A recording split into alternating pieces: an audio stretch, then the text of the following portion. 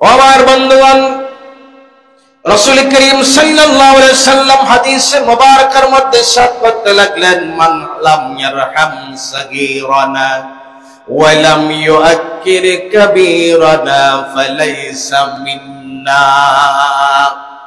আমার নবী বলতে লাগলেন, যেই ব্যক্তি ছোটদেরকে স্নেহ করে না, বড়দেরকে সম্মান করে না, বড়দেরকে সমীহ করে না, সেবা করে না, যত্ন নেয় না, কেয়ার করে না, নবী বললেন সে আমার উম্মত হতে পারে না।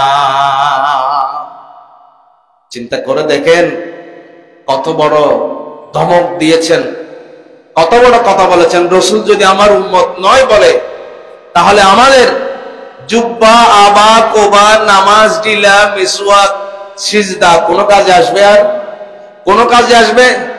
শত শতবার উমরা, হজ, লক্ষ লক্ষ কোটি কোটি টাকার দান সদকা, এগুলি কি আর কোনো কাজে আসবে? রাসূল বলেছেন ছোটদেরকে স্নেহ করো, বড়দেরকে সম্মান করো। এটা আমি নবীর উম্মত হওয়ার একটা আলামত। সুবহানাল্লাহ। যার ভিতরে এটা থাকবে না, সে আমার উম্মত দাবি করতে পারে